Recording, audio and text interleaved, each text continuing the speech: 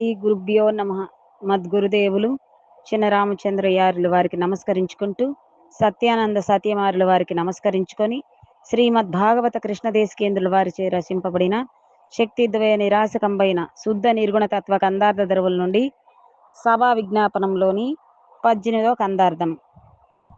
తన గొప్ప నెంచరేమో జనులని తలపోసి సాధు జన కృత కవితల్ వినడితరులు వినగోరిన వినకనరాదనుసు మనసు విరుసు దుర్జనుడు విని వినిపించు వేడ్క సజ్జనుడు కనవచ్చే ముంజేతి కంకణాలకు వేరే ఘన నిల్వుటద్దము గావాలేనా మనసు విరుచు దుర్జనుడు విని వినిపించు వేడ్క సజ్జనుడు. శ్రీ గురుభ్యో నమ. మద్గురుదేవులు శ్రీ శ్రీ పరమానంద శంకర నారాయణ స్వామి వారి పాదపద్మములకు నమస్కరించుకుంటూ,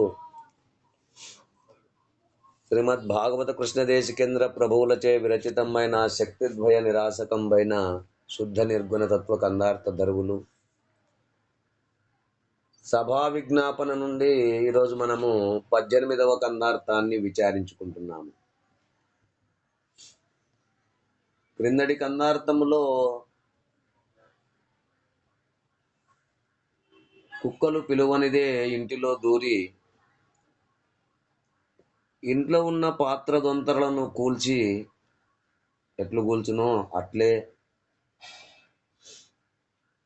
ధూర్జనులైన వారు ఇట్టి గ్రంథములలోని తప్పులను వెతికి చూపుచూ ఇది తప్పుడు గ్రంథమని చూపుదురు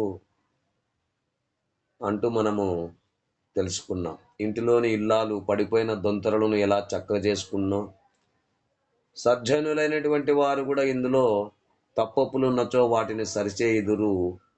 సాటిలేని బుద్ధిమంతులు, పరిపూర్ణ భావజ్ఞులైన పెద్దలు మీరు లేని ఎరుకను ఉన్న పరిపూర్ణమును చక్కగా గుర్తించిన సర్వజ్ఞులు గనక అట్టి వారు మాత్రమే ఏదైనా తప్పులు ఒప్పులు ఉంటే దిద్దండి అని కోరినట్లుగా మనం విచారించుకున్నాం. అట్లునే అక్కడ మరి మనకు 15 నుండి 17 వరకు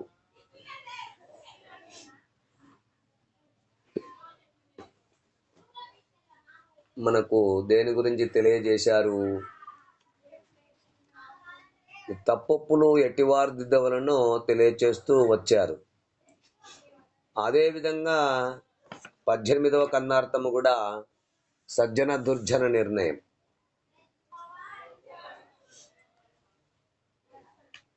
ఈ కందార్థమును సజ్జన దుర్జన నిర్ణయముగా ఒక్కొక్క కందార్థము ఒక్కొక్క విధంగా మనకు తెలియజేస్తూ వస్తున్నారు.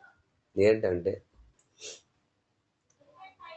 తన గొప్ప నెంచరేమో జనులని తలపోసి సాధు జన కృత కవితల్ వినడు ఇతరులు వినగోరిన విన కనరాదనుచు మనసు విరచు ధూర్జనుడు విని వినిపించు వేడ్క సజ్జనుడు కనవచ్చే ముంజేతి కంకణాలకు వేరే గణ నిల్వుటద్దము గావాలేనా మనసు విరుచు ధూర్జనుడు విని వినిపించు వేడ్క సజ్జనుడు.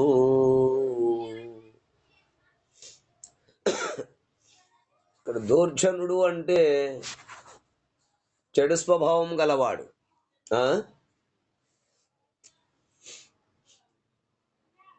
ధూర్జనుడు అంటే చెడు స్వభావం గలవాడు. తన గొప్ప నెంచరేమో జనులని అంటే అహంకారము అభిమానములకు లోనై ప్రజలు తన ఆధిక్యతను అంటే తన యొక్క గొప్పతనమును పేరును తన యొక్క ఉనికిని గుర్తించరని, తన గొప్పతనమునకు అంటే తన ఉనికికి భంగము కలుగుననే స్వార్థ వ్యక్తిగత అభిమానపరుడు. ఉమ్. తలపోషి అంటే మనసులో భావించి, అవును. సాధుజన కవితల్ అంటే లోక కళ్యాణమునకు సమాజ శ్రేయస్సుకు సత్పురుషులు గావించిన కవిత్వమును గూర్చి వినడు. తాను వినడు, చదవడు.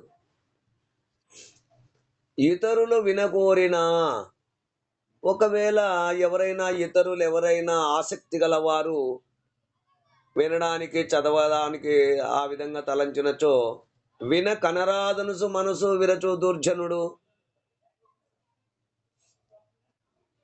వినవలసిన అవసరము గాని చదవవలసిన కొత్త విషయం గాని ఏమీ లేదని వారిపై ఆసక్తి లేకుండా చేయును. మరి సజ్జనుడు సహృదయముతో అంటే ఎదుటి వారి మంచు కోరువాడు. ఎదుటివారి మంచు కోరువాడు వేడుక అనగా సంతోషముతో విని వినిపించు. తాను వినడము, ఎదుటి వారిని వినగలిగేలా చేయడము, ఈ విధంగా చేయును సజ్జనుడు.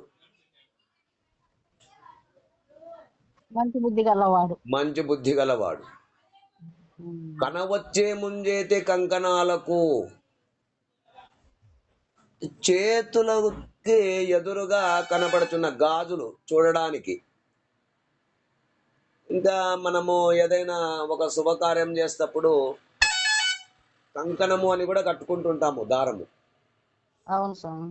అట్లనే ఇతరత్ర గాజులు కడియాలు కూడా వేసుకుంటుంటారు ముంజేతులకు. అయితే ముంజేతుకులకు ప్రత్యక్షంగా కనపడుతూ ఉన్నంగా వేరే ఘన నిలువుటద్దాము, పెద్ద అద్దము ప్రత్యేకంగా ఎదుట పెట్టుకొని అది చూడాల్సిన అవసరం లేదు, అది ప్రత్యక్షంగా కనపడుతుంది. అవును. అట్లనే అంతటా ఉన్నటువంటి పరిపూర్ణమును తెలుసుకోవడం కోసము గురు కృప కలగాలే కానీ ప్రత్యేకంగా సాధించి సాధనలన్నీ చేయాల్సిన అవసరం లేదు. కనుక పెద్దదైన అర్థము అవసరము లేదు అంటూ మనకు ఈ కందార్థ వివరాన్ని తెలియచేస్తున్నారు. అందుకనే పెద్దలు ఎవరు చెప్పినా వేమన అంటారు, వినదగునెవ్వరు చెప్పిన వినినంతనే వేగపడక వివరింపదగున్, కాని కళ్ళ నిజము తెలిపిన మనుజుడే పొనీతి పరుడు మహిళో వేమా అంటారు. కనుక పెద్దలు ఎవరు చెప్పినా కూడా మనం ముద్దుగా వారిని తిరస్కరించకుండా ఈ పరిపూర్ణ భావమును ఎరుక యొక్క స్వభావమును రెండింటిని తెలుసుకున్నప్పుడే మనకు జనన మరణ భ్రాంతి రహితము కలుగుతుంది అంటూ మనకి కందార్థముల వివరణ తెలియజేస్తున్నారు. ఈ కన్నార్థ భావాన్ని మీరు కూడా అందుకుంటారని కోరుకుంటూ జై గురుదేవా. జై గురుదేవ స్వామి. జై గురుదేవ.